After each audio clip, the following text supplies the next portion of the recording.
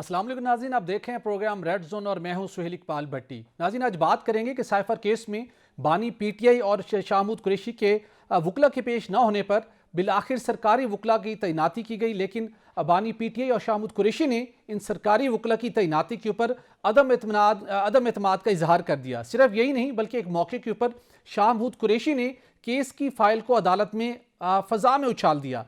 दोनों बानी पीटीआई और शाहमूद कुरैशी सरकारी वकला के ऊपर एतमाद करने को तैयार नहीं है, जबकि अपने वकला को अदालत में पेश करने पर तैयार नहीं है। इसके पसे पर्दा उनके मुहर्रिकात क्या हैं और केस आगे कैसे बढ़ेगा, और इसके साथ हम आपको बताएंगे कि गुज़श्ता रोज़ प्रोग्राम में हमने बताया था कि मुमकिन तौर के ऊपर आज सरकारी वकला की बतौर वकला सफाई के तौर के ऊपर उनकी तैनाती हो सकती है। इसके ऊपर तफसील के साथ बात करेंगे और उसके साथ आपको बताएंगे कि नून लीग ने इंतखाबी मंशूर पाकिस्तान को निवाज दो का ऐलान कर दिया, जिसके अंदर मुआशी इस्लाहात, कानूनी इस्लाहात और आइनी इस्लाहात के हवाले से बड़ी बात की गई है। लेकिन उसके साथ साथ नवाज शरीफ ने जो अहम बात की कि नवाज शरीफ ने कहा कि माजी की ज्यादतियां फरामोश करके मुस्तकबिल की बात करने आया हूं।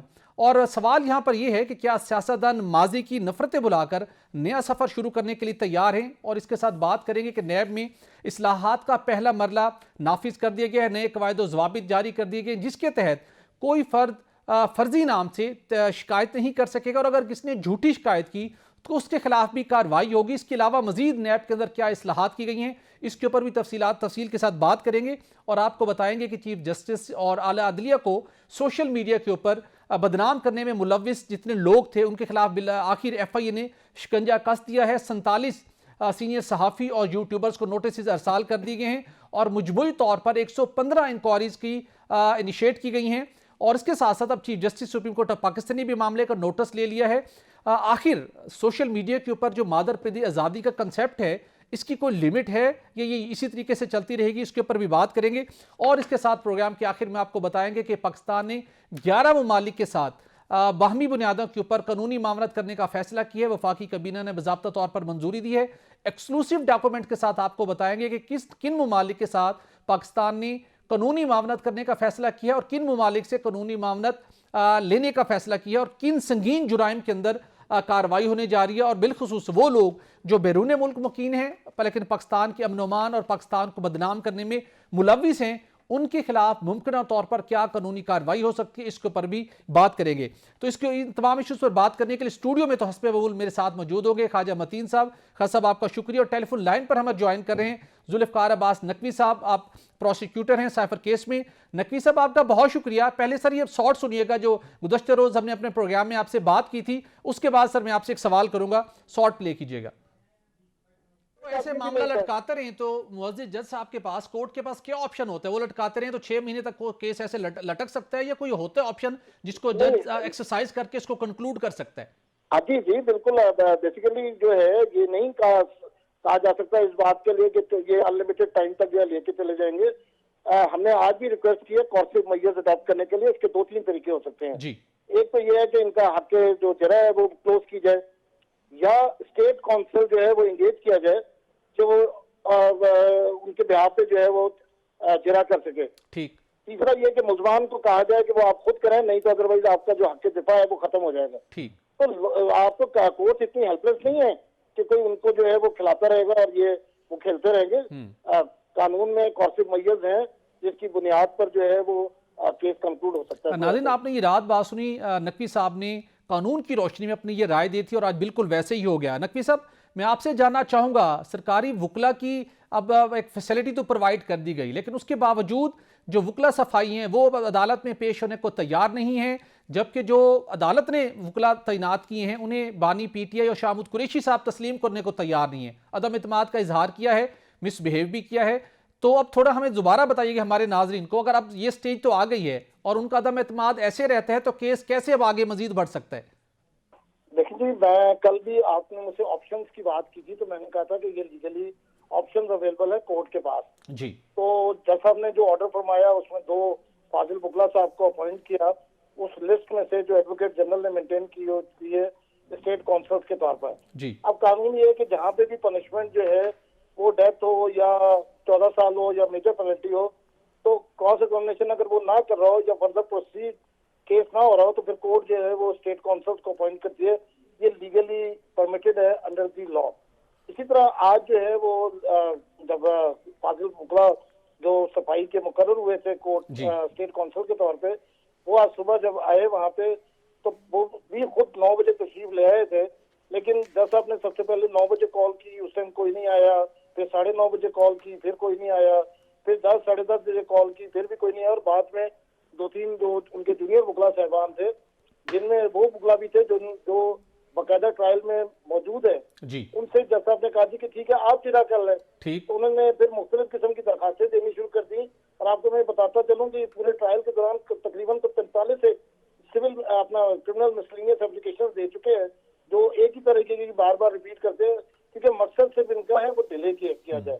तो वो डिले करने के लिए कोई ना कोई एप्लीकेशन देते हैं। आज भी जज साहब ने वो एप्लीकेशन को जो है वो डिस्पोज ऑफ किया। नकीब साहब, अमूमी तौर के पर ऐसे केसेस के अंदर हम देखते हैं जब आप एक बड़ी सियासी शख्सियत हों, आप साबिक वजीर आजम हैं और आप कहते हैं कि मुझ पर गलत इल्जामात लगाए गए हैं, आप मुसलसल आप मुख्तलिफ एतराज़ात उठाते हैं, इल्जामात लगाते हैं, लेकिन जब आपको मौका दिया गया है कि अपने डिफेंस के अंदर वकला को पेश करें ताकि केस आगे बढ़े, तो कभी माजी के अंदर ऐसी एग्जाम्पल रही है कि इतना हाई प्रोफाइल केस हो, संगीन जुर्म का इर्तकाब हुआ हो और उस मौके के ऊपर आपके वकला ही भाग जाएं या आप अपने वकला को मना कर दें कि आपने पेश नहीं होना? किसी और केस के अंदर ऐसी एग्जाम्पल है?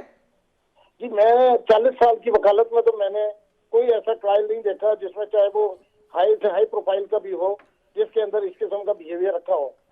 हमेशा जो है वो ट्रायल इल्जाम लगता है, गवाह बयान देने आते हैं और डिफेंस जो है वो अपनी सफाई में जो भी क्रॉस एग्जामिनेशन करना हो या अपना कोई केस लेकर आना हो वो करता है। ये मैं पहली दफा देख रहा हूँ कि छोटी छोटी बातों पे कोशिश की जाती है कि लिंगर ऑन हो। आपको पता है 2 दफा पहले ये डिनोवो ट्रायल हुआ, फिर उसके बाद दोबारा फिर शुरू हुआ, और इनकी अपनी मर्जी से इन्होंने खुद वहां पे कोर्ट में कमिटमेंट की थी कि 15 और 16 तारीख को जब इन चीफ रिकॉर्ड हुआ कि हम क्रॉस एग्जामिनेशन नहीं करते, हम एक ही दफा शुरू कर देंगे और फिर एक रोज के रोज हम खत्म कर लेंगे जी। वो लास्ट बुध को ये आए, उसके बाद 3-4 गवाहों के मौजूद थे, उनकी जिरा हुई, बाकी लोग इन्होंने कहा कि नहीं करना। ठीक। उसके बाद थ्रू आउट ये एब्सेंट है, कोई ना कोई बहाना बना के, कोई ना कोई रीजन बना के कोशिश। नकीब साहब, लास्ट एक पॉइंट क्लियर कर दीजिएगा। आज 9 गवाहान के ऊपर जिरा मुकम्मल की गई है, अगरचे के 10 के ऊपर 10 क्या होगी और गाबन 5 पे पहले हो चुकी है, तो मजमूई तौर पर 15 पर मुकम्मल हो गई है, तकरीबन 14 पे होगी। बिल्कुल ठीक। तो सवाल यह है कि जब एक जानिब बानी पीटीआई शाहमूद कुरैशी जो वकला अपॉइंट किए गए हैं स्टेट काउंसिल, उनके ऊपर अदम एतमाद का इजहार कर रहे हैं, लेकिन कानून की रोशनी में भले वो अदम एतमाद का इजहार करते रहें और केस की जिरा इन गवाहान के ऊपर जिरा हो सकती है और केस आगे बढ़ सकता है, और केस अब इसी तरीके से ही आगे बढ़ेगा, थोड़ा क्लियर कर दीजिएगा। नहीं, आज उन्होंने जिरा की है, जो स्टेट काउंसिल थे जी, उन्होंने क्रॉस एग्जामिनेशन की है। ठीक है, नहीं अगर अदम एतमाद हो गया तो लेकिन उसके बावजूद कोर्ट प्रोसीड कर सकती है। तो मतलब है ट्रायल ही ना चले, उनकी तो ख्वाहिश है कि ट्रायल ही ना हो। ठीक, ऐसा नहीं है, बिल्कुल ठीक, ऐसा नहीं है।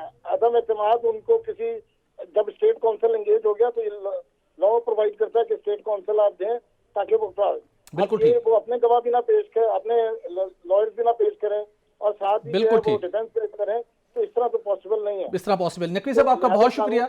जी जी, वो आज भी प्रोसीडिंग्स होती रही हैं, ठीक, और विटनेसेस रिकॉर्ड हुए हैं और उन पे जिरा कंप्लीट हुई है। बिल्कुल ठीक। नकवी साहब आपका बहुत शुक्रिया। खास साहब आप बहुत तफसील के साथ सुनी नकवी साहब की माहिराना राय। गुज़श्ते रोज़ अपने नाज़रीन को बताया था, उसके मुताबिक तो आज वो स्टेट काउंसिल मुकर्रर हो गए, अदम एतमाद का इजहार हुआ। अब उन्होंने एक बात वाज़ेह की है कि भले आप अदम एतमाद का इजहार करते रहें, कोई फ़र्क नहीं पड़ेगा, जिरा हो रही है। 25 मजमूई तौर के ऊपर गालबन मेरे ख्याल में 25 के लगभग गवाहान हैं, और आज 10 के ऊपर मुकम्मल हो गई है, 4 पर पहले थी, 14 मुकम्मल हो गए, 29 को दोबारा समात होनी है। तो इसका क्या मतलब हो सकता है कि जब ये केस कंक्लूड होगा फिर ये कहेंगे कि हमें तो वकला सफाई नहीं थे, हमें जिरा करने का मौका नहीं दिया गया और खुद अपने वकला को पेश करने को तैयार नहीं है। इनको तो चाहिए था कि इस वक्त अपने अच्छे से अच्छे वकला पेश करते, वो जिरा करते गवाहान के ऊपर, ताकि सब कुछ क्लियर हो जाता। आल दो कि आप बड़ा संगीन जुर्म का आप मुर्तकिब हुए हैं। भट्टी साहब, ये सारी जो पार्टी है पीटीआई, ये अभी सारी वकला पर चल रही है, और जो बानी पीटीआई है उसके खिलाफ मुकदमा है। वकला की कोई कमी नहीं है वैसे उन्हें, मैं कहता हूँ वकला के अंबार लगे हुए हैं, और कोई ऐसा वकील नहीं है, कोई साहिब राय वकील इनके पास मौजूद नहीं है जो जाके बानी पीटीआई का जाके मुकदमा वहाँ लड़ सके। ये देखें, इस सीधा क्या ये वजह है कि उसके अंदर कोई गुंजाइश नहीं है लड़ने की? इतने ओपन एंड शट केस है, एविडेंस मौजूद है। मैं पहले भी अर्ज कर चुका हूँ, पीटीआई हमेशा जिसमें वो कमज़ोर होती है हमेशा केसों से भागती रहती है। फॉरेन फंडिंग केस में कितना भागे ये जो इंतखाबात कराने थे इंट्रा पार्टी इलेक्शन को, कितना भागे, भाग भाग के हाथ थक गए। मसला ये है कि कानून ने भट्टी साहब अपना रास्ता बनाना है, यकीनन उसने अपना हर सूरत रास्ता लेना है। कल को किसी के खिलाफ कत्ल का मुकदमा हो जाए, कत्ल कर दे को बंदा किसी को, जब अदालत उसे प्रोसीड करे, ना वो वकील पेश करे, फिर तो ना वो वकील सरकारी वकील ऐसा को तो नहीं कबूल हो करे। सकता। ऐसा कानून ने हर सूरत अपना रास्ता बनाना है। ये जिस भी बेवकूफ़ ने इनको स्ट्रेटजी बना के दी है, ये कल को रोएंगे, पीटेंगे, अगली तारीख पे फिर अपने वकला ले हैं ना। मुझे ये बताएं कि इतने बड़े वकला मौजूद हैं और जो बानी है पीटीआई का, उसके लिए कोई वकील अदालतों में पेश होने के लिए तैयार नहीं। वो कहाँ मसरूफ़ हैं, किधर है वो वकील जो आए रोज हम सुनते रहते हैं, आए बातें कर रहे हैं। डिटेल जिरह करें, केस जितना आप तवील देना ये करना मैं चाहते कहता हैं आप हूं, करें, लेकिन जिरह तो करें। जिस किसी ने ये स्ट्रेटजी बनाई है, ये बेवकूफ़ाना है, अहमकाना है, इसका नुकसान इनको पहुंचना है। देखिए आज इन्होंने अपने वकील नहीं पेश किए, 3-4 दिन से अदालत बर्म हो रही है, ठीक है। इनको वकील दिए गए हैं मलक अब्दुर्रहमान साहब बानी पीटीआई को, और यूनुस शाह उनको दिए गए हैं। उनको अदालत का हुक्म है, उन्होंने जरा करनी है। अभी तो सजाएं होनी है, अभी तो चलना है। तो अभी आपने आपको एक पॉलिटिकल पर्सनैलिटी के तौर पर अगर अपने आप को साबित करना है तो हौसले से चीज़ों का सामना करें। ये चीज़ें आती जाती रहती हैं। मैटर क्या करना है, मैटर आपका हौसला करना है। ये मैटर करना है जिस दज से कोई मकतल में गया वो शान सलामत रहती है। आपकी ये जो शानें आ रही हैं ना, फैले फेंकने वाली, पैनिक होने वाली, कभी गालियां दे रहे हैं, ये आपके कल को आपकी सियासी तारीख में ये दर्ज हो जाएंगी। बिल्कुल हौसले से मुकाबला करें। हौसले से मुकाबला करें। और खास साहब जैसे आपने पॉइंट आउट किया कि जिसने भी मशवरा दिया उसने बहुत गलत मशवरा दिया। एक दिन शायद ये ना साबित हो कि वो बैठे सोच रहे हो कि अपने ही गिराते हैं नशेमत पर बिजलियां। नाज़रीन, यहाँ पर एक ब्रेक लेंगे और ब्रेक के बाद बात करेंगे कि नून लीग ने बिल आखिर अपने मंशूर का ऐलान कर दिया। गुज़श्ता रोज़ रेड जोन में नून लीग के मुमकिन मंशूर के मुतल्लिक भी हमने बड़ी तफसील के साथ बात की थी। उसके ऊपर मजीद बात करेंगे कि इस मंशूर का आने वाले दिनों में पाकिस्तान की मौशियत, सियासत और मुआशरत पर क्या असर पड़ेगा। Stay with us.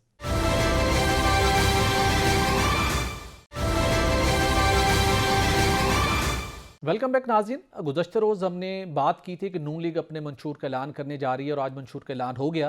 पहले आपको क्लिप सुनवाते हैं कि ख्वाजा मतीन साहब ने और मैंने नून लीग के मंशूर के बारे में क्या इन्फॉर्मेशन आपके साथ शेयर की थी और उसके बाद आज मंशूर जारी कर दिया गया है। उसके ऊपर ख्वाजा साहब से बात करेंगे, तो पहले ज़रा ये क्लिप सुनते हैं। नून लीग का मंशूर इस मरतबा जो कल अनाउंस होने जा रहा है, ये रवायती नहीं है।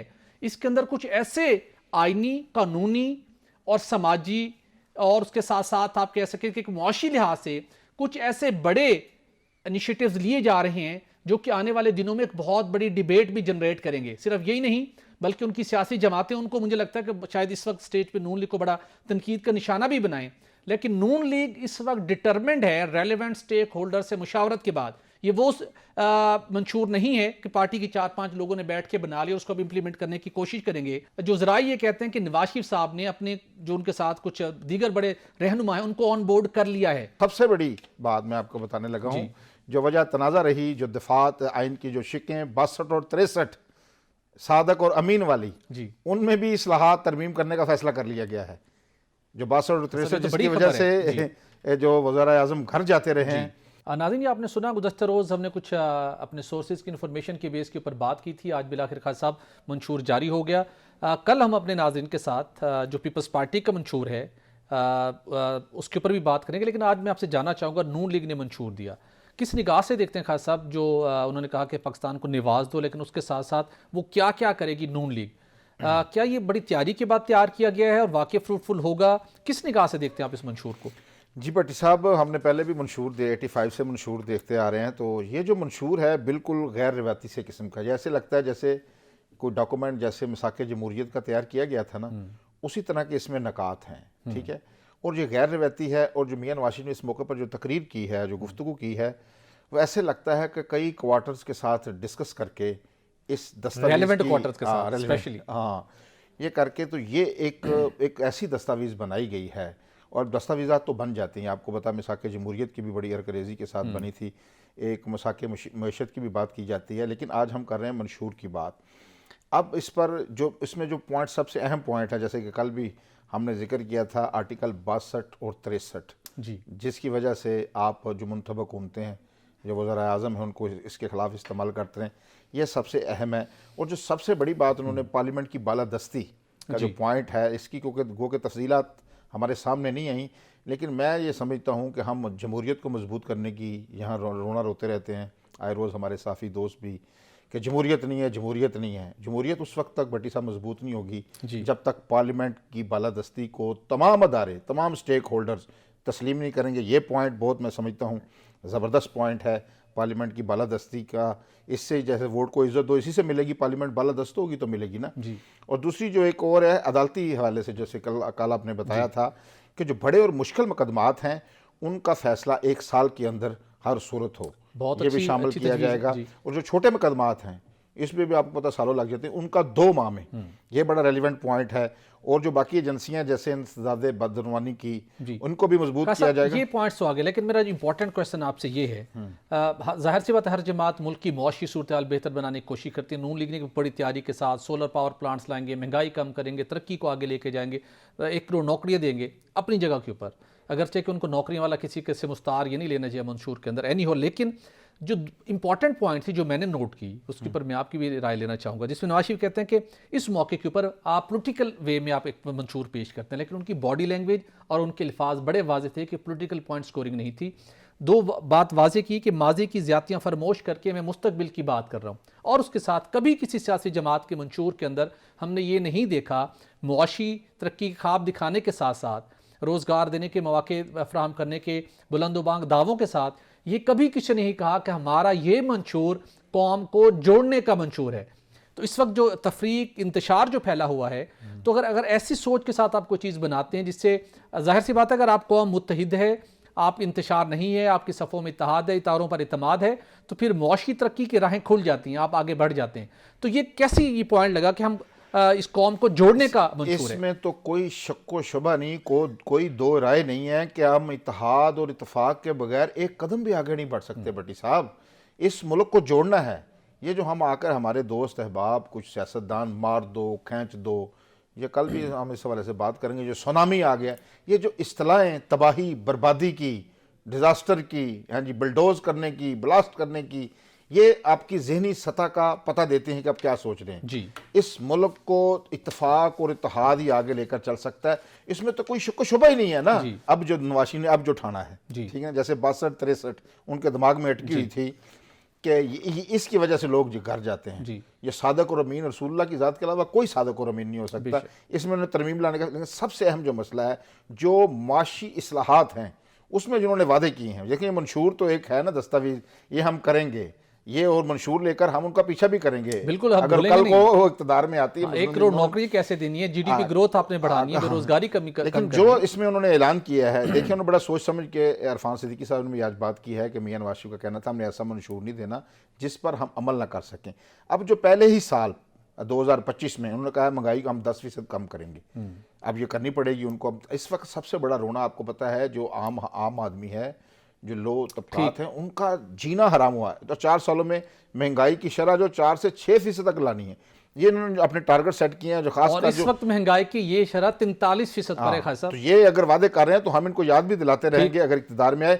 और जो 5 सालों में 1 करोड़ से जायद नौकरियों वाला ये उन्होंने पीटीआई से जो मुस्तार लिया है, ना लेते हुए फिगर ही आगे पीछे कर लेते थोड़ा बहुत, लेकिन जब कर लिया है उन्होंने ये मंशूर का मतलब है पूरी कौम करके दिखाना होगा। इस दस्तावेज पर पूरी कौम से वोट मांग रहे हैं। बिल्कुल, हम इक़्तिदार में आए तो हम आपको ये देंगे। तो 1 साल में 25 लाख नौकरियां बनती है ना, तो जब कोई हुकूमत इक़्तिदार में ये आ जाते हैं तो हम इनकी बाज़पुरस जरूर करेंगे। और सबसे बड़ी बात भट्टी साहब, जो नैब को खत्म करने का ऐलान किया है, देखें इस मुल्क में जो सियासी पोलराइजेशन है, सियासी इंजीनियरिंग है, मुशर्रफ दौर से लेकर आज तक ये नैब का अदारा इस्तेमाल होता रहा है। लोग ये एक ऐसी लॉन्ड्री बन गई थी कि लोग करप्ट लोगों को लाओ, इसमें से गुजारो, अपनी मर्जी से मनपसंद फैसले लो। इस पे जो साबिक वज़ीर आज़म है शाहिद खान अब्बासी, उनका बड़ा जोर रहा है कि इस अदारे को खत्म कर देना चाहिए। इस पे भी डिबेट खुलेगी, लेकिन उन्हें इस पे जी बिल्कुल ये उनके मंशूर का हिस्सा है। और जो लोग ये तासुर लेते हैं कि नैब खत्म तो पाकिस्तान में करप्शन की आज़ादी मिल गई, बिल्कुल ऐसा नहीं है। 25 साल की नैब की हिस्ट्री के अंदर उन्होंने जिस तरीके से मुल्क की सियासत, मौशियत और माशरत को तबाह किया, वो आला दरिया की जजेस भी कहते रहे हैं। तो लिहाजा इसके अंदर इंप्रूवमेंट होंगी, लेकिन पाकिस्तान के अंदर ऐसी रेलेवेंट एजेंसीज रहेंगी कि किसी के हाथ करप्शन से रंगे हो तो नहीं बच पाएगा। खासा अगली स्टोरी पर बढ़ना, कुछ वक्त भी कम है, और इस हवाले से जो इंपॉर्टेंट है इस स्टोरी की कंक्लूड ये करना चाहिए। खास साहब 75 साल हो गए, हम वो बुरा, ये बुरा, वो चोर, वो डाकू, अब बढ़ के दुनिया के अंदर कभी भी कोई मसला कंटिन्यूटी के बगैर नहीं हो सकता।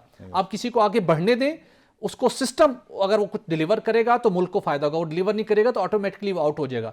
तो अब हमें जो बाहमी नफरतें फैलाकर, रोक कर, रास्तों में रुकावटें खड़ी करके किसी को काम नहीं करने देते, इस रविश को भी बदलने की जरूरत है। तो अगली स्टोरी की जानिब बढ़ते नाज़रीन।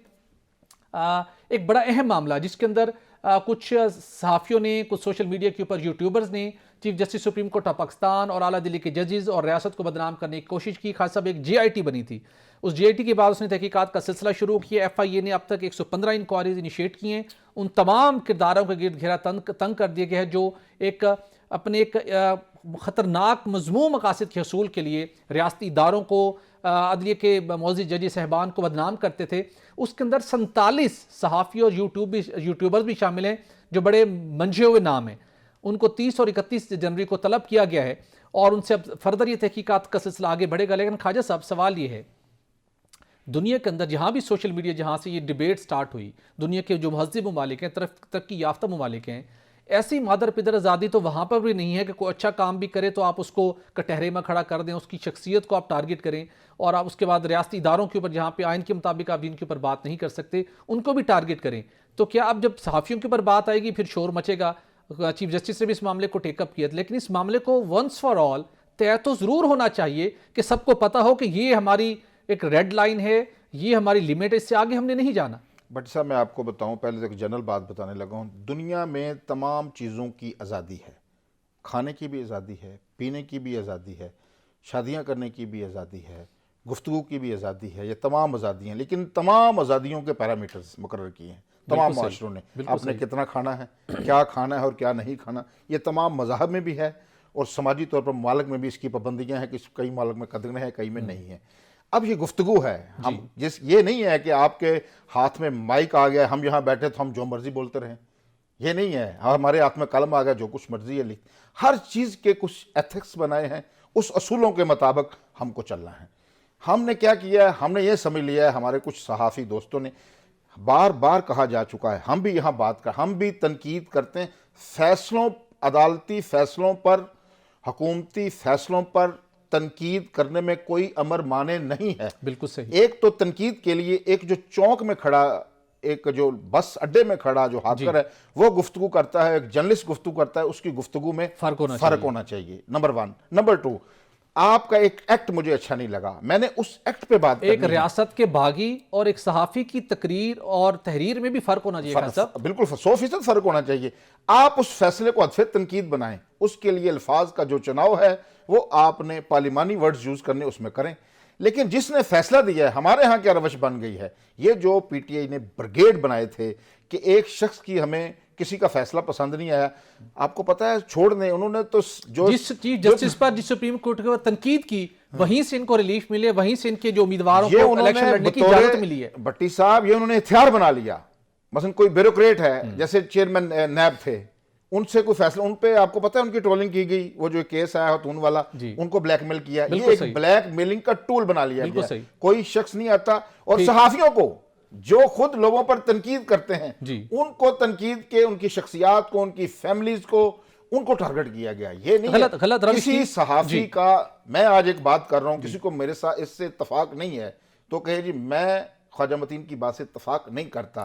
ये नहीं है कि मेरी मूछें ठीक नहीं है, मेरे शक्ल ठीक नहीं है, मैं फलां लगता हूं, मुझे किसी मजहब के साथ जोड़ दे, मुझे किसी मसलक के साथ जोड़ दे और वो जाती अटैक करे और मेरे घर की फैमिली की उनकी तस्वीरें सोशल मीडिया बिल्कुल गलत है, बिल्कुल गलत है। और ये मजीद ये सिलसिला आगे नहीं चल सकता। तनकीद नाज़रीन लाजमी होनी चाहिए, लेकिन तनकीद बराए तमीर होगी तो कोई मसला नहीं आएगा, कोई आपको नोटिस भी सर्व नहीं करेगा। जब तनकीद बराए तखरीब होगी फिर आपको नोटिस भी आएगा और आपको कानूनी कार्रवाई का सामना भी करना पड़ेगा। नाज़रीन, यहाँ पर एक ब्रेक लेंगे और ब्रेक के बाद बात करेंगे कि आने वाले दिनों में सियासी जमातों के मंशूर के साथ साथ मौजूदा निगरान हुकूमत की जो पॉलिसीज़ थी, जो कुछ बड़े फैसले थे, और क्या उनका उन फैसलों का, उन पॉलिसियों का तसलसल रह पाएगा और आने वाले दिनों में किस हद तक पाकिस्तानी मौशियत टेक ऑफ करने के मोड में है, इसके ऊपर हमें ज्वाइन करेंगे।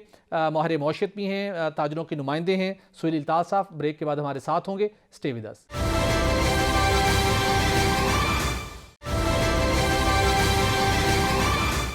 वेलकम बैक नाज़रीन, मुख्तलिफ जमातें अपना मंशूर का ऐलान भी कर रही हैं और नून लीग ने भी अपने मंशूर का ऐलान किया। और इस वक्त जो निगरान हुकूमत ने और बिलखसूस SIFC ने कुछ पॉलिसीज़ के तसलसल को कायम रखा। चीज़ों की करेक्शन की ताकि मौशियत बेहतर हो सके। उस हवाले से क्या इसके समरात आने वाले दिनों में भी हमें मिल सकेंगे? किस हद तक मकामी और गैर मुल्की सरमायाकारों को अट्रैक्ट कर सकेंगे ये पॉलिसी, जिसके ऊपर बात करने के लिए हमें ज्वाइन कर रहे हैं साबिक सदर हैं Rawalpindi chamber of commerce Suhail Altaf साहब, हमें ज्वाइन कर रहे हैं। सुहेल अल्ताफ साहब, आपका बहुत शुक्रिया। सर, आपसे जानना चाहूँगा, एक तो पहले हमें यह बताइएगा कि नून लीग ने भी अपने मंशूर का ऐलान कर दिया, पीपल्स पार्टी ने भी, दीगर जमातें भी अपने मंशूर का ऐलान कर रही है, तो बिजनेस कम्युनिटी इन मंशूर को किस निगाह से देख रही है? क्या ये नून लीग का मंशूर बिलखसूस, जिसके ऊपर आज हमने भी फोकस किया है, कि वाकई ही आने वाले दिनों में पाकिस्तान के अंदर मुआशी और सियासी इस्तेहकाम लाने का बायस बनेगा? बिजनेस कम्युनिटी के एंगल से आप किस निगाह से देखते हैं? देखिए, आजकल जो सूरत हाल है, आई थिंक कॉमन मैन को भी ये पता है, आम आदमी ये जानता है कि इस वक्त मुल्क का सबसे बड़ा मसला जो है वो मुआशी है जी, इकॉनमी है। और जो जो इलेक्शन कैंपेन भी जो है वो भी फोकस है इसी पे कि इकॉनमी को कैसे ठीक करना है। मामलात जो हैं वो इतने लोगों को अफेक्ट कर रहे हैं, आम आदमी को, बिजनेसमैन को, और इवन मिडिल क्लास भी इस वक्त सफर कर रही है जी। तो इलेक्शन जो है वो इलेक्शन तो अब वो सिर्फ इकोनॉमी फोकस इलेक्शन हो गया है। लोग ये उस तरफ देख रहे हैं कि कौन है जो इकोनॉमी को ठीक कर सकेगा, और पार्टीज भी बढ़ चढ़ के इसी बारे में बात कर रही हैं कि वो आएंगे तो मामलात को सीधा कर देंगे। ठीक। ये अब देखने की जरूरत है कि कौन इन हालात में चीजों को बेहतर करने की। अच्छा सर, ये जरूर बताइएगा सर, SIFC ने बहुत कोशिशें की गैर मुल्की सरमायाकारी लाने के लिए, लेकिन जो पाकिस्तान के अंदर पोटेंशियल है लोकल इन्वेस्टर्स का, मकामी सनतकारों का, क्या वो फुली उसको यूटिलाइज किया जा रहा है कि नहीं? या हम सारा ही इन्हिसार कर रहे हैं गैर मुल्की सरमायाकारी पर? और क्या मकामी अगर सरमायाकारों को फैसिलिटी नहीं मिलेगी, उनका एतमाद नहीं होगा, तो क्या गैर मुल्की सरमायाकार का एतमाद हम बहाल करने में कामयाब हो पाएंगे? देखिए, ये बड़ा इम्पोर्टेंट है कि आपकी कॉन्टिन्यूटी ऑफ पॉलिसीज हो, और एतमाद जो है, चाहे वो लोकल इन्वेस्टर हो चाहे फॉरेन इन्वेस्टर हो, वो ये चाहता है कि उसको उसकी इन्वेस्टमेंट की, उसको पॉलिसीज की कॉन्टिन्यूटी की एश्योरेंस हो, तभी वो इन्वेस्टमेंट करेगा। SIFC इसी मसले को रियलाइज करते हुए SIFC का क़याम आया कि लोगों को एतमाद दिया जाए कि जो पॉलिसी है वो कंटिन्यू रहेगी, और उसमें स्टेक होल्डर्स जो हैं वो शामिल किए गए। हमारी फौज भी उसमें शामिल है, हमारी गवर्नमेंट जो है, गवर्नमेंट वो भी इसमें शामिल है। सरमायाकारों को एतमाद तो बढ़ा है सर वैसे, और लग ही रहा है कि पॉलिसियों की कंटिन्यूटी भी होगी कमिंग डेज में, जो माजी में नहीं होती थी जी। देखिए, कोई भी इन्वेस्टर जो है, investor is like a bird, वो उस जगह पे जाएगा, सेफ हेवंस में जाएगा। पाकिस्तान एक बहुत अच्छी मार्केट है। इट इज 250 मिलियन की आबादी की मार्केट एक इन्वेस्टर के लिए बड़ी अट्रैक्शन का बायस बनती है। लेकिन अगर उसमें कोई इन्वेस्टर शाये है तो उसकी सिर्फ एक ही वजह है कि हमारी पॉलिसीज के बारे में उसको एतमाद होना चाहिए, और इसी चीज को समझते हुए SIFC का क़याम आया, और उससे डेफिनेटली एक एतमाद की फजा बन रही है। लेकिन एतमाद बनाते बनाते भी टाइम लगता है जी। And now we are going for election, तो लोगों को ये ख्याल अब आ रहा है कि ये इलेक्शन में के बाद कौन सी गवर्नमेंट आती है और वो क्या करेगी।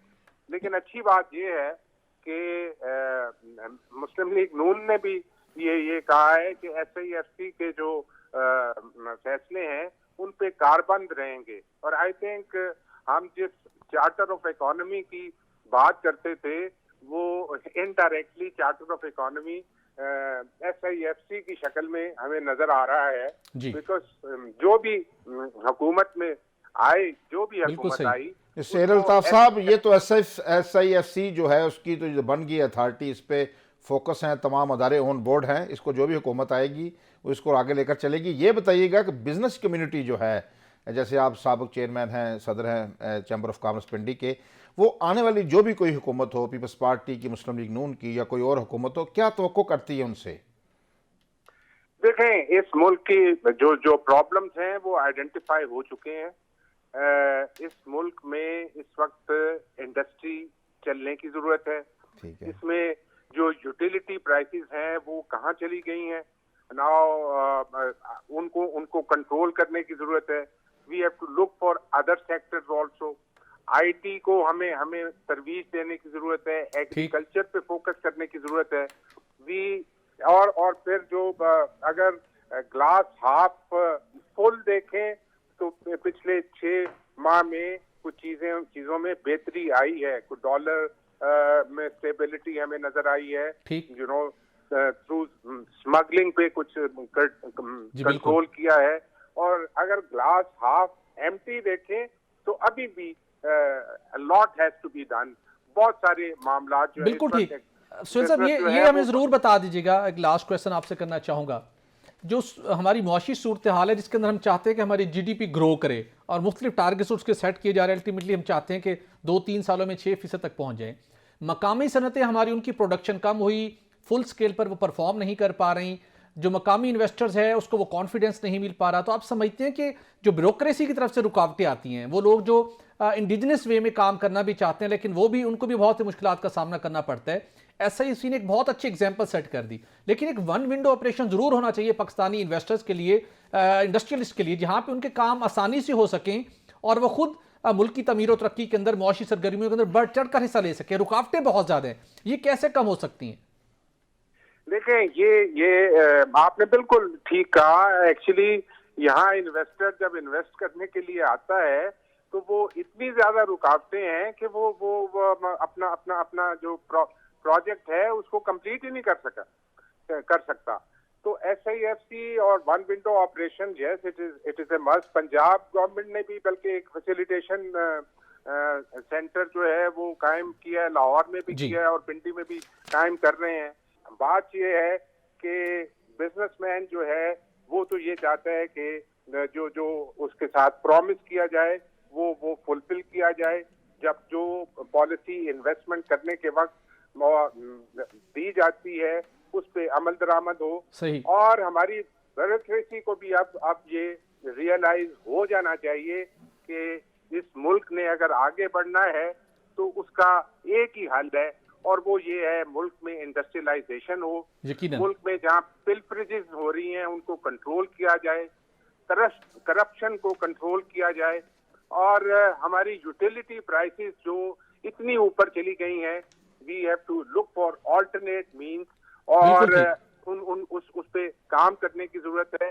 हमें जो बिजनेसमैन है और इन्वेस्टर्स है इनको पॉलिसी मेकिंग में स्टेक होल्डर्स को शामिल करने की जरूरत है। बिल्कुल ठीक। अब्दुल इज़्ज़ात साहब, आपका बहुत शुक्रिया, आपने हमें ज्वाइन किया और बहुत इंपॉर्टेंट आपकी सजेशन है कि ब्यूरोक्रेसी को भी मकामी सरमायाकारों को फैसिलिटेट करने के लिए अपने रवैयों को बदलना होगा, उनको फैसिलिटेट करना होगा। अगर मकामी इन्वेस्टर खुश होंगे, मुतमईन होंगे तो गैर मुल्की सरमायाकार भी उनको फॉलो करते हुए पाकिस्तान में सरमायाकारी करने को तरजीह देगा। नाज़रीन, यहाँ पे हमें इजाज़त दीजिए, प्रोग्राम का वक्त खत्म हो जाता है। कल होगी दोबारा मुलाकात। अल्लाह हाफिज़।